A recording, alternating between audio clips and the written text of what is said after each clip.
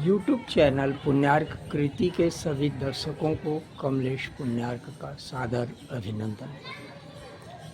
बंधुओं, मेरी कहानी मेरी जुबानी श्रृंखला के अंतर्गत आज आपको हम एक नए प्रसंग पर लिए चलते हैं। प्रसंग बिल्कुल ही समसामयिक है। शीर्षक है मॉडर्न व्यासपीठ। मॉडर्न व्यासपीठ। तो आइए सुनिए।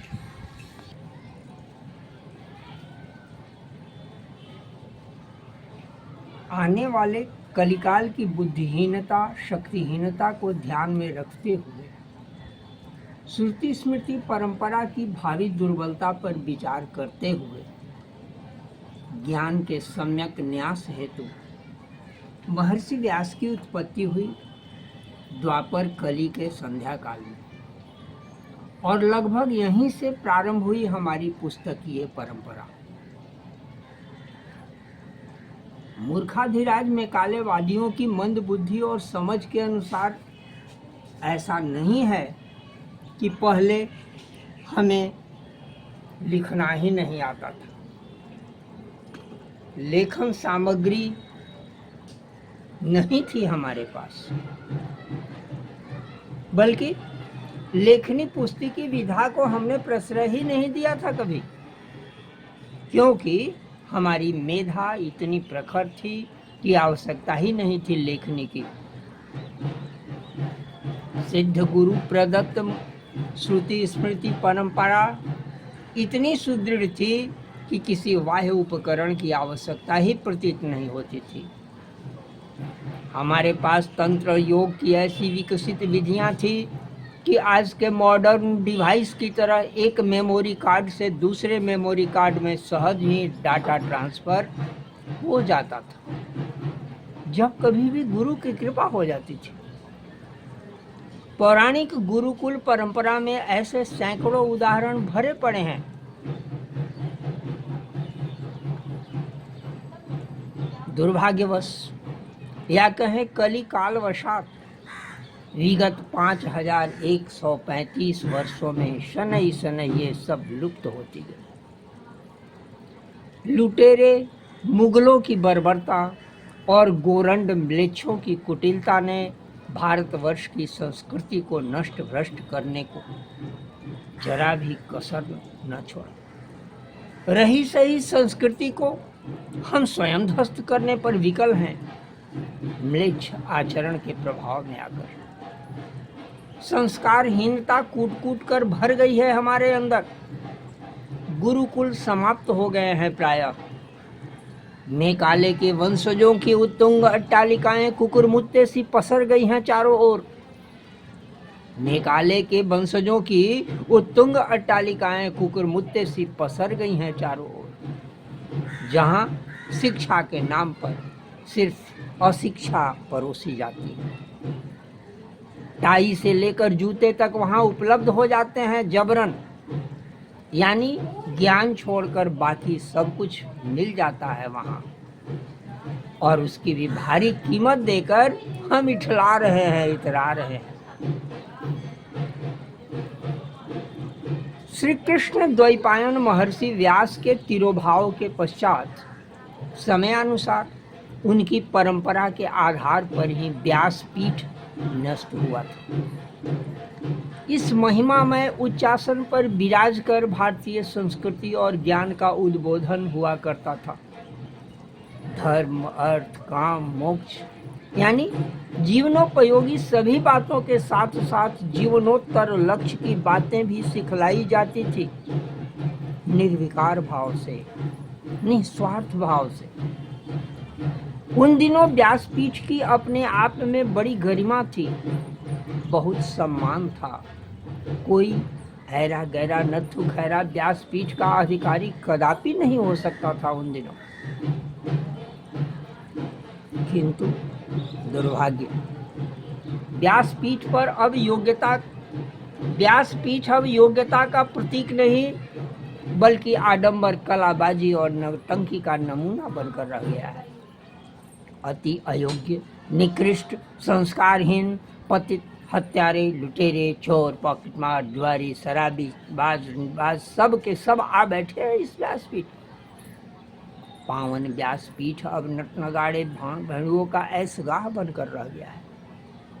विडंबना ये है कि हम ऐसे मूर्ख और जाहिल हैं कि योग्यता पर विचार करने के बजाय बाहरी आडंबर पर आकृष्ट होते हैं। पीठासीन व्यास का न तो हम वह देखते हैं और न योग्यता और न उसकी वाणी का संयम संतुलन। कुछ भी बके जा रहा है व्यासपीठ पर बैठकर, कुछ भी सुनाया जा रहा है मंचासीन होकर, और हम मंत्रमुग्ध होकर सुने चले जा रहे हैं। अभी हाल में ही एक प्रियजन के आमंत्रण पर श्रीमद् भागवत सप्ताह के आयोजन में उपस्थित होना पड़ा। आमतौर पर हमें इस तरह के यज्ञ, प्रवचन, कथा, सप्ताह श्रवण आदि में विशेष अभिरुचि नहीं है। एकांत चिंतन, अध्ययन, मनन आदि ही अधिक प्रीतिकर लगता है, किंतु स्वजनों के आग्रह को ठुकराना भी पारिवारिक और सामाजिक विचार से अच्छा नहीं कहा जा सकता। अतः उपस्थित होना ही उचित लगा। व्यासपीठ की नौटंकियों के बारे में बहुत कुछ सुनने गुनने का अवसर मिला था, पर किंतु करीब से देखने समझने का मेरा ये पहला और शायद आखिरी अवसर था। भव्य पंडाल में सुख सुविधाओं के सभी आधुनिक संसाधन, उपकरण आदि उपलब्ध थे। डीजे के 150-200 वाले डेसिबल वाले कर्कश स्वर के बिना तो आजकल कोई सामान्य भजन कीर्तन भी पहुंचता ही नहीं है भगवान के पास। 108 भोंपियों के बिना श्रीमद् भागवत सप्ताह यज्ञ कैसे संपन्न हो सकता है? सोचने वाली बात। सुबह से देर रात तक भोंपू बजते रहते। आयोजक को तो मजा आ ही रहा था, घर वाले भी उनके आनंद रस में लगभग सराबोर हो रहे थे, किंतु पता नहीं अभागे पड़ोसियों की क्या दशा होगी। उनकी सुधि लेने वाला भला कौन है? कोई 10 फुट ऊंचे असली और नकली फूलों से अलंकृत मंच पर सारे सौंदर्य प्रसाधनों से सुसज्जित, गले में पुष्पमालाओं का बोझ थामे एक अदना सा छोरा व्यासपीठ पर दांत छिहारे हुए आसीन था। सुनने में आया कि कृष्णधाम वृंदावन से आए हैं महाराज जी। दिल्ली वाले धार्मिक इवेंट मैनेजर फलाने पंडित जी ने बड़ी अनुनय के बाद भेजा है इन्हें। बहुत अच्छा कथावाचन करते हैं, 3 लाख दिन की दक्षिणा है, किंतु परिचित होने के कारण 1.25 लाख नहीं मान गए। कथा स्थल का वातावरण आधुनिक बदबूदार नकली इत्र फुलेल से आप्लावित था। व्यासपीठ से अपेक्षाकृत नीचे विशाल गद्दी पर 4-5 साजिंदे अपने अपने शोरगुल उपकरणों के साथ खीसे निपोरे जा रहे थे। अल्ट्रा मॉडर्न स्टाइल, बिल्कुल अल्ट्रा मॉडर्न स्टाइल छुछुंदर कट बाल दाढ़ी वाले सहयोगियों का मरकट मुखड़ा और थोबड़ा व्यास जी की तुलना में थोड़ा कम सजावट वाला था। शायद व्यास जी ने ज्यादा फेस पाउडर खुद ही इस्तेमाल कर लिया था और बची खुची डिबिया उन बेचारों के हाथ लगी हो, जैसा कि मुझे लगा। व्यासपीठ और साजिंदा मंच के बीच में सिंहासन नुमा एक और गद्दी लगी हुई थी, जिसके आगे बनावटी फूलों से सजी चौकी पर व्यास पन्ना वाला नहीं, बल्कि सजील श्रीमद् भागवत की पुस्तक अधखुली पड़ी थी, जिसके पन्ने बीच बीच में मौका देकर सह श्रीमान व्यास जी पलट दे रहे थे। गर्दभ स्वर में तथाकथित संगीत गूंज रहा था। सभी साजिंदे भी गर्दभ राग में ही रेंके जा रहे थे। मजे की बात ये कि सामने बैठा श्रोता समूह मस्ती में झूम रहा था। कुछ विशेष भक्त अपने हाथ ऊपर उठा कर व्यास जी की हस्त भंगिमानुसार बीच बीच में नाच कूद भी रहे थे। कथा स्थल का माहौल कुछ ऐसा था मानो सबने भांग पी रखी।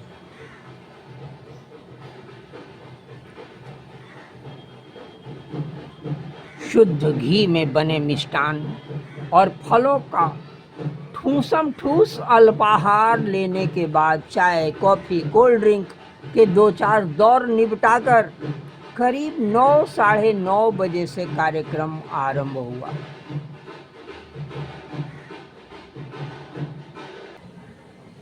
अनुस्वारम देतम संस्कृतम होतम, हाथ हिलातम वैदिकम कहलातम वाले अंदाज में घंटे 1.5 घंटे तक आडंबरी चित्रपट पूजन का क्रम चला और फिर 2.5-3 घंटे की नाच गान नौटंकी के बाद मध्यांतरी आई।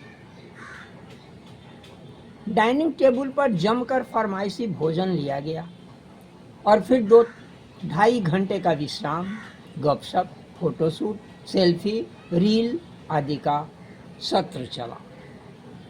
इनमें बालाओं और महिलाओं का विशेष योगदान रहा। सायं आरती वंदन के साथ कथावाचन यानी मोहक प्रवचन प्रारंभ हुआ। घिसी पिटी कथाएं, रहस्य और व्याख्या और विमर्श का नामो निशान नहीं। बीच बीच में फिल्म पैरोडी वाले भजन, भोजपुरिया द्व्यर्थक सब गीतों का तड़का भी और कथा प्रसंगानुसार या कुछ दृश्य जबरन आरोपित। किंचित कृष्ण लीलाओं पर का समावेश भी है, जिसमें लीला कम, गिफ्ट और चढ़ावा का विशेष ध्यान रखा जाता और अंत में मंगल आरती के साथ तत् दिवसीय कार्यक्रम की समाप्ति और पुनः सुस्वादु शुद्ध घी में तली मैदे की पूड़ियाँ, 2-3 सब्जियाँ, सलाद, मधुर मिष्टान युक्त रात्रि भोजन और फिर गपशप का दूसरा दौर, नए रील, नए सेल्फी। यही क्रम था, यही रूटीन था लगभग रोज का।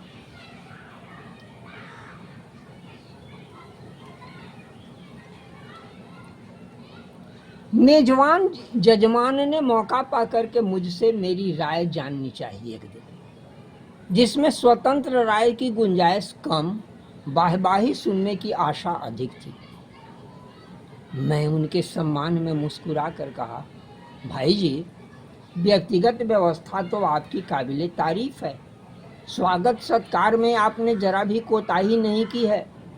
मनोरंजन तो भरपूर हो रहा है, किंतु वृंदावनी स्वर में श्रीमद् भागवत के श्लोक सुनने को मेरे कान तड़पते ही रह गए। मैंने तो सुना है कि श्रीमद् भागवत सप्ताह यज्ञ कलिकाल का सर्वोत्तम यज्ञ है। श्रम साध्य, अर्थ साध्य, समय साध्य तीनों है। श्री कृष्ण का हृदय कहे जाने वाले श्रीमद् भागवत सप्ताह वाचन में विद्वानों की भी परीक्षा हो जाती है। विशेषकर पंचम स्कंद का जिस दिन क्रम आता है वो सर्वाधिक दुरूह होता है। विद्वान संस्कृतज्ञ कथा मर्मज्ञ को नित्य साप्ताहिक पाठ वाचन में 6-7 घंटे, किसी किसी दिन तो 9 घंटे भी लग जाते हैं सही विधि से पाठ करने। और यहाँ तो नाच गान नौटंकी में ही ज़्यादा समय व्यतीत हो गया। मूल पाठ कब, कैसे, किसके द्वारा किया जा रहा था? उन्होंने मेरी नासमझी पर हंसकर कहा, अरे बाबू, तुमने ध्यान नहीं दिया शायद। अरे मूल पाठ तो अखंड अनवरत चल ही रहा था। वो जो दूसरे सिंहासन पर व्यास जी के सहयोगी बैठे हुए थे ना, उनके द्वारा। बड़े व्यास जी को इतना समय कहाँ है कि वो पाठ पारायण करें। छोटे वाले व्यास जी का भी 11,000 दक्षिणा है। मैं उनसे पूछना चाहा, पूछना उचित तो नहीं लगा कि आपने पाठ सुना कब? आपने पाठ सुना कब? माथा ठोक कर रह गया। सच तो यह है कि श्रीमद् भागवत सप्ताह श्रवण की बात कही गई है शास्त्रों में। नित्य पाठ के अंत में स्वतंत्र रूप से सहयोगी द्वारा किंचित कथा प्रवचन आदि यदि हो जाए तो अति उत्तम, न भी हो तो कोई हर्ज नहीं है। मुख्य यजमान दंपति के अतिरिक्त अन्यान्य घर परिवार इष्ट मित्र सभी मनोयोग पूर्वक पाठ श्रवण करते हैं। पाठ श्रवण करने का महत्व है। अंतिम दिन पूर्णाहुति यज्ञ और भंडारे के साथ व्यासपीठ को सम्मानित करके विसर्जन और विदाई होती है। यही शास्त्र सम्मत विधान है। मनमाने समय पर सप्ताह श्रवण होना भी नहीं चाहिए और इसकी विधि जानने के लिए कहीं अन्यत्र जाने की आवश्यकता भी नहीं है। मूल पुस्तक में ही स्पष्ट सब कुछ लिखा हुआ। किंतु कटु सत्य यह है कि सुयोग्य सप्ताहवाचक विरले ही मिलते हैं और इस धैर्यवान सप्ताह श्रोता भी। कुटिल बाजारवाद के दौर में वृंदावन में बाकायदा व्यासपीठ प्रशिक्षण केंद्र चल रहे हैं, जहां रंगरूट बाबा तैयार किए जाते हैं। सप्ताह 10 दिनों की ट्रेनिंग में वृंदावन के नाम का ठप्पा लग गया यदि तो समझो कि कृष्ण कथा विशारद हो गए। अयोध्या के ठप्पे से राम कथा में पारंगत और बाकी यज्ञ याग कर्मकांड के लिए तो बनारसी बाबा बाजार है ही है। उनसे भला कौन पंगा लेना चाहेगा। हर क्षेत्र में बाबाओं की अपनी अपनी मंडलियां हैं, गुटबाजी है और महानगरों में बैठे नादनुमा तोंद पर हाथ फेरते इवेंट मैनेजमेंट वाले दलाल इनके नियुक्त होते हैं। इनके बदौलत ही तथाकथित धर्म की कालाबाजारी कलिकाल में भरपूर फल फूल रहा है। क्यों न फैले। पवित्र व्यासपीठ पर आसीन होकर नौटंकी करने वाले बहुरूपीय बाबाओं की फौज है, विशेषकर तीर्थस्थलों में। उन तीर्थस्थलों में जो अब प्रायः पर्यटन स्थल बन चुके हैं। पुराने धर्मशालाओं को नेस्त नाबूद कर 5 स्टार होटलों में तब्दील कर दिया गया है। एक ओर बाबाओं की मंडली है तो दूसरी ओर मूर्ख जाहिल यजमानों की भीड़। मोटी दक्षिणा और भरपूर चढ़ावा पाकर बाबा भी खुश और कार्यक्रम का फोटो वीडियोग्राफी कराकर सोशल मीडिया में शेयर करके जजमान भी प्रफुल्लित। तो ये रहा आज का प्रसंग, मॉडर्न व्यासपीठ। ये प्रसंग आपको कैसा लगा जानकारी देंगे। इसी तरह के अन्य प्रसंगों के लिए जुड़े रहिए पुण्यार्क प्रीति से। धन्यवाद।